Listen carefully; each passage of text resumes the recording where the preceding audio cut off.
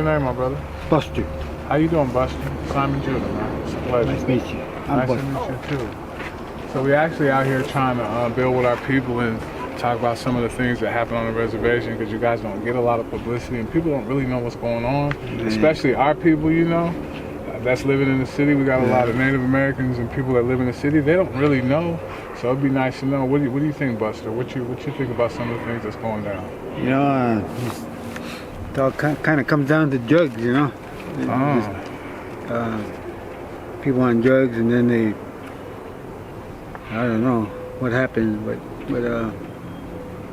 people doing drugs and into drugs, and then, you know, that's their whole life here, and nothing else, man. Nothing matters to them but the drug, and then somebody in there owes money, or, you know, they owe money, or somebody have a feud, or somebody owes them, especially when they owe money. That's where they go wrong. So what do you feel like are some similar struggles that the so-called Mexicans go through and our Native Americans? Surviving.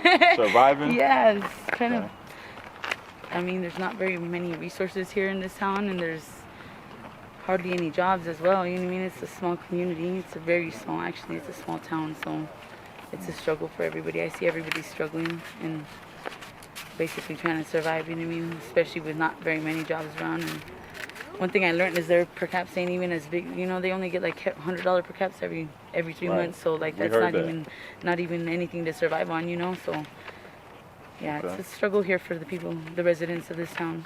So okay. Yeah, we actually heard something about like 200 per capita or something like that quarterly. You saying 100? So 105 is what it is that I know of, and it's every 3 months. So. And so you don't know, because it looks peaceful. It looks like but behind closed doors, there's a lot happening right now, right? That's affecting our people, right? Yep. I told the cops and everything, but they don't do nothing. They know what's going on. They know who's dealing and all that in this little town, but man, you can't. They try to get rid of that stuff, you know, that comes back. I mean, they get one guy and then comes in the other way, and then they get this guy and then comes in another way. Oh man, so it's coming in from every direction. They got this, they call it the Wolf Mountains on this side. Yeah. And then we've got Bighorn Mountains on this side. And, you know, there's roads everywhere that come into town here. So they just bringing in the drugs, taking advantage of our people in here. Yeah. And then the police ain't really doing much about it? No, they ain't doing nothing. And they know who's dealing. They know, but they ain't doing nothing. It's BIA, you know, Bureau of Indian Affairs. And those guys ain't, you know, they haven't helped for, I don't know why they're there. I don't even understand it. Ever since I was a kid, I don't understand why they have the Bureau of Indian Affairs trying to manipulate everything that goes on in this, you know, on the res. In every reservation, actually.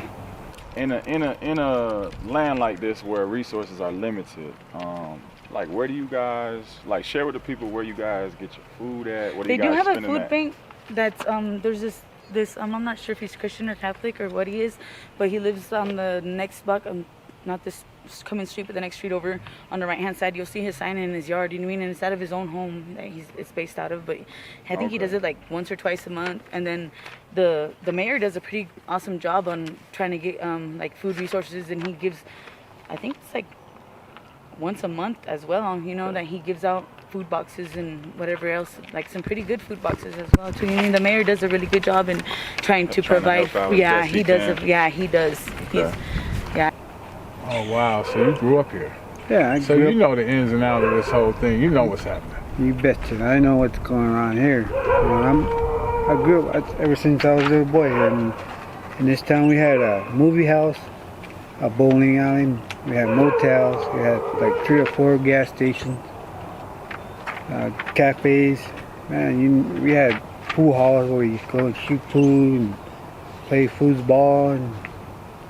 But man, there's nothing now. So it was thriving, so it's slowly just getting torn down. Slowed down, and now it's just, we barely have open the store. in a grocery store, and a gallon of milk is like $10. You know? What? That's no lie, man. So y'all like in a food desert out here. It's hard for you to get food from a grocery store like that, right? Yeah, you know, and people don't have rides or something, and that's all they can do is buy here. You know, they got no choice. Buy the food here, and then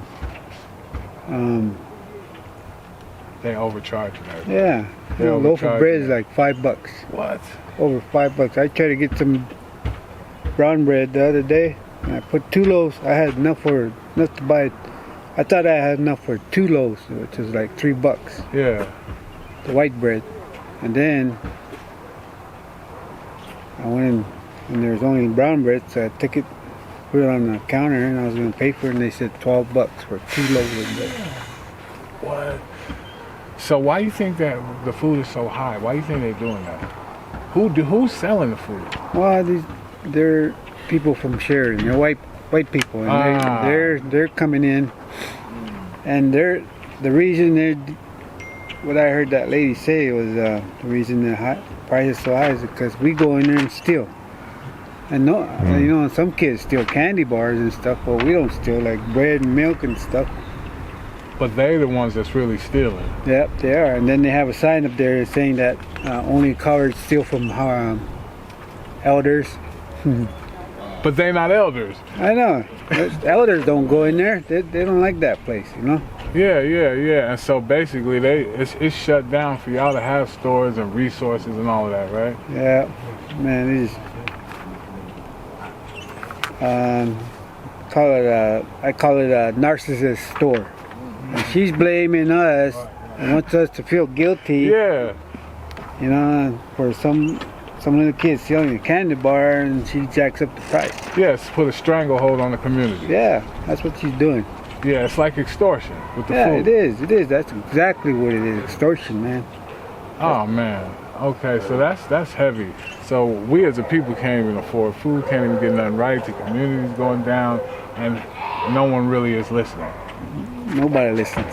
Sister, you got to tell us about the church life out here. The church we life? just noticed a lot of churches on this small land. I know there's one right there. I haven't really been involved with church, you know what I mean? Like, I just got out of jail. I'm gonna be honest. I just got out of jail today, you know what I mean? And I haven't. I kind of weaned myself off from God for a long time, and then when I fell back in jail, I did it today. Was my 11th day, and they let me out. You know what I mean? Just for driving, but this is my 2nd day in there. I turned to God again, you know what I mean? And God is good, you know what I mean? So as for the church, I know that there's one right there and there's one over there across the tracks, but I haven't really been involved in too much in the church community. Okay. So, yeah. Okay. What is one thing that you would wanna See out of the churches? Sure. Food banks, at least, you know what I mean? Some for the food, community. huh? Yeah, food banks for the people, you know what I mean? Okay. At least, you know what I mean? Okay. So So what about when the people have enough food? What then? I don't know. As far as coming from outside the churches. I think they do pretty good on everything. I mean, I've seen like they get filled up with the people who go to church, you know what I mean? They do.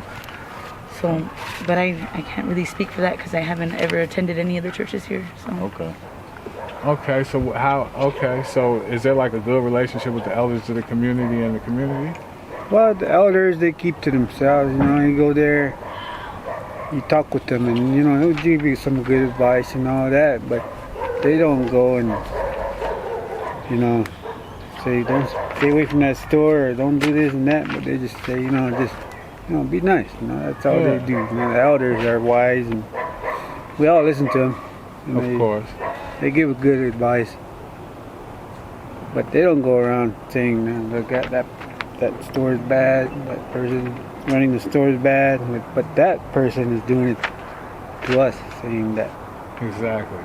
So you basically busted, like, what do you think is some of the things that would basically get rid of the drugs, have a better food source in here, have better sources and resources for y'all to go to? Yeah. That's basically what you've explained to me, which, you know, is pretty much what will help this community.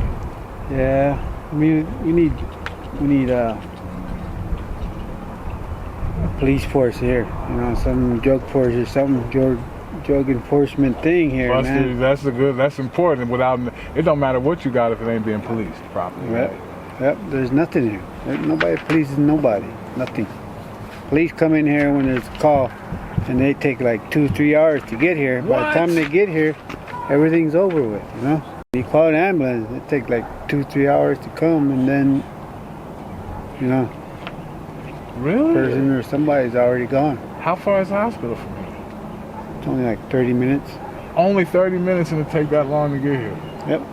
And it's not like a bunch of incidents are happening, right? Yeah. It's like there's like somebody's calling every day. It's like once in a while they get calls and they, you know, I don't know. I don't know. It's a lot of different slander and lies going on about, you know, just who we are and what we do. Yeah. So in your words, do you feel like we're a threat at all? Did we come at you No, you guys are in good. a threatening way? Actually, I feel a lot better about God and everything running into you guys. So. Okay. Yeah. Okay. Because It's a good that's sign what the for me. people are. That's what some of the people are trying to make us out to be, like the bad guys. Bringing, we're trying to basically take a crap on our people's history when we're actually trying to expose our people's history and how great we are. Yep. As a people here. So, thank you, sister. Yeah. Appreciate your time. Thank you guys Good meeting too. you. All Nice right. to meet you. Well, you should be frustrated. You should feel some type of way. This is your community, right? Yeah. You are people. We all should be doing something about this. I appreciate you, Buster. Thank you, man. Hey, so let me ask you, Buster. So you felt, I know, did it feel like I was disrespectful to you at all? None at all, man. Did it feel like I was threatening you at all, sir? No, it feels good. Feels good for me to let that out, you know.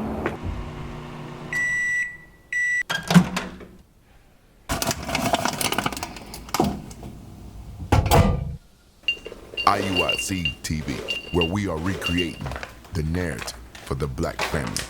As the Bible says, where there's no vision, the people perish. The media have been vehicles that have conveyed destructive images of God's children, the blacks, Hispanics, and Native Americans. Not only are we in the streets, but we are on the airwaves and networks, compelling our people to come back to their heritage.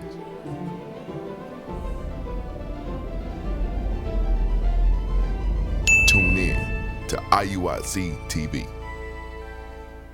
What is a nation?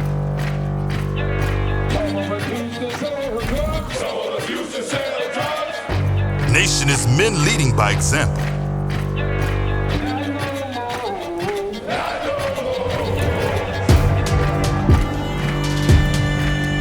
Nation is family.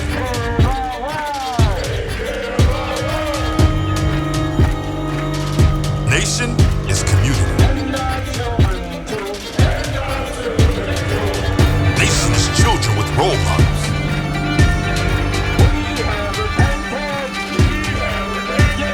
Nation is unity.